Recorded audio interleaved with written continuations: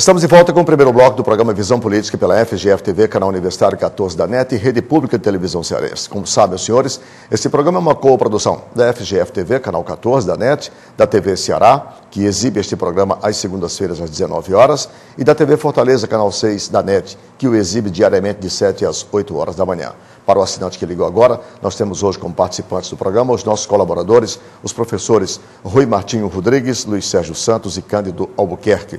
E eu registro hoje aqui em nossos estúdios, assistindo ao programa, o doutor Marcos Henrique, que nos fez um e-mail, inclusive, manifestando todo o seu interesse e respeito ao nosso trabalho, e hoje é nosso convidado aqui em nossos estúdios.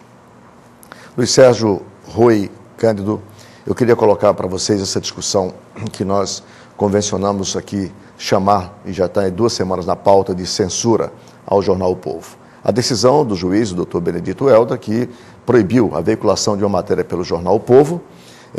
Isso foi objeto já de manifestação de vários setores da sociedade, inclusive do próprio presidente do Tribunal de Justiça, dizendo que lamentava muito, quer dizer, este episódio. A maior parte das opiniões, não só dos jornalistas, é que praticou-se uma censura, inclusive, prévia, porque a matéria não chegou a ser publicada, portanto, foi impedida de ser publicada. E aí nós temos um conflito. Liberdade de expressão, direito à informação, que tem a sociedade, mas os direitos e garantias individuais do cidadão. Pode, a pretexto de se preservar direito individual do cidadão, se sobrepor aos direitos coletivos, que é a liberdade de expressão, e o direito à informação que a sociedade como um todo tem. Eu vou conversar com você, Cândido, porque isso é matéria da sua tese, da sua dissertação de mestrado, inclusive como professor processual penal. Pode sim. A primeira condição que nós temos que colocar é o seguinte: são direitos fundamentais. A intimidade, o sigilo bancário, o direito à comunicação, direito à honra, direito à moradia, saúde, etc. e tal, são eles todos direitos fundamentais. Quando nós estamos tratando de direito fundamental, a hermenêutica tradicional do Norberto Bobbio não resolve o problema. Ou seja, você não pode eliminar um direito em benefício de outro, como se dá no campo infraconstitucional. Os direitos fundamentais, eles precisam coexistir. O meu direito à intimidade tem que ser preservado, convivendo com o direito à informação. Então, veja bem. Esse é um caso de direito à intimidade? Falar de movimentação financeira? Sim, sim. A Constituição... Da minha atividade, mesmo esta atividade seja uma atividade de contravenção? Não, é outra coisa. O que se está proibindo, o que o juiz proibiu... Porque, veja bem, ninguém é a favor da censura. Mas a censura, e é sempre prévia. Uma censura depois não adianta mais de nada, já foi publicado. A censura há de ser sempre prévia. Agora, o juiz não viu o texto, nem precisava. Eu não estou dizendo que o juiz está certo ou está errado, não. Eu não quero entrar no mérito. Mas me parece que o juiz tem o direito de proferir essa decisão. E aí se diz, não, mas o juiz não conhecia a matéria, nem precisava. Ele sabia quais eram os dados que seriam publicados. E esses dados são protegidos constitucionalmente. Ou seja, a Constituição, no mesmo artigo, assegura o sigilo das informações bancárias. Ora, o juiz, ao saber que... Porque, veja bem, uma pergunta que se impõe, Arnaldo, é como foi que o jornal tomou conhecimento se esses dados eram sigilosos? Qual foi a forma? A forma já foi indevida. O bom repórter tem exatamente esta missão. Mas ele entrou num viés ilegal aí. Furar... O chamado furo de reportagem, certo, consiste em eu ter uma informação que ninguém mais tem. Arnaldo, veja bem. E as fontes, constitucionalmente, devem ser preservadas. Certo, deve ser preservada. Mas essa fonte cometeu um ilícito. Por quê? Porque o sigilo bancário, o banco garantiu o sigilo. Foi quebrado como? Foi quebrado por uma ordem judicial. A Constituição e a lei garantem o seguinte: quando o juiz quebra o sigilo bancário, ele tem que manter o sigilo, ou seja, só tomarão conhecimento as pessoas envolvidas na investigação, até que haja uma condenação ou não. Então, porque eu fico preocupado, fica parecendo que eu sou a favor da censura. Eu não sou, sou contra a censura. A censura é gratuita. Mas não há nenhum direito que seja exercido de forma absoluta. O direito à informação, o direito à liberdade de imprensa, ele não pode ser absoluto.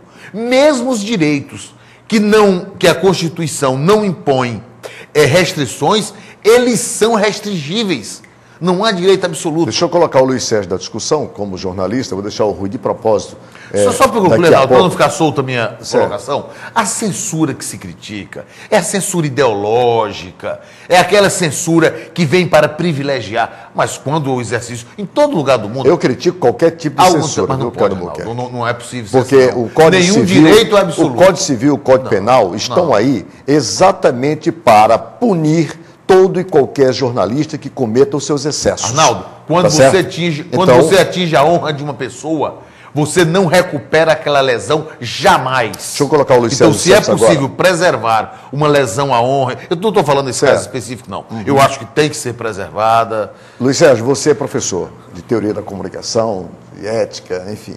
O que é que você ensina para os seus alunos da Universidade Federal do Ceará em relação a essa questão? O conflito entre liberdade de expressão, direito à informação e preservação e garantia dos direitos fundamentais individuais do cidadão. O professor de ética lá no nosso departamento é o meu amigo e irmão, o professor Gilmar de Carvalho, que realmente é mestre nessa área.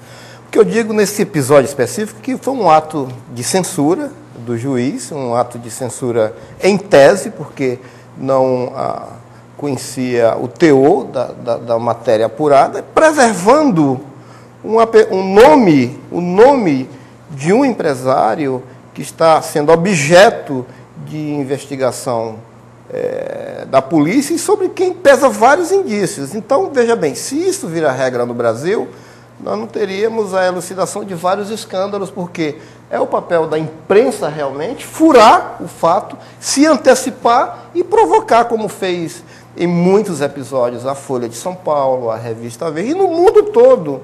Você vê todo o processo de investigação do caso Watergate, que acabou culminando com a renúncia do Nixon, foi feito off-record. O que é isso? Foi feito extraoficialmente. E o jornal correu todos os riscos. O Washington Post, na época, foi objeto de processos, de sanções comerciais.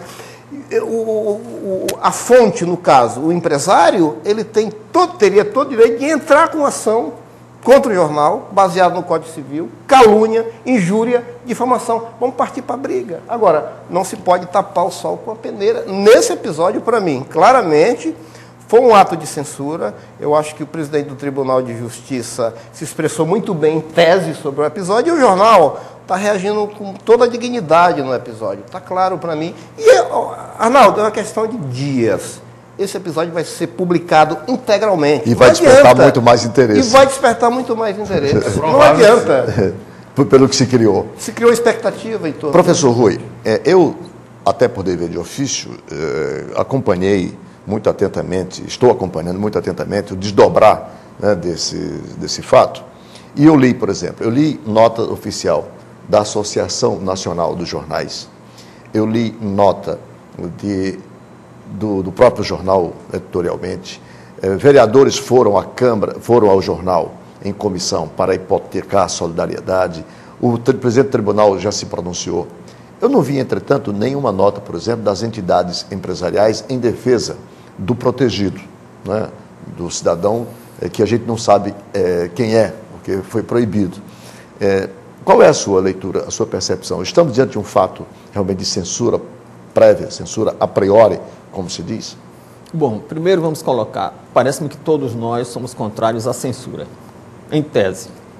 E também todos nós reconhecemos que não há direito absoluto.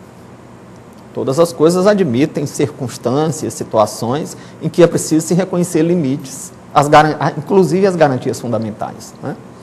E há uma aparente contradição entre normas. Eu digo aparente porque não é substancial a contradição. É um caso aparente de antinomia jurídica.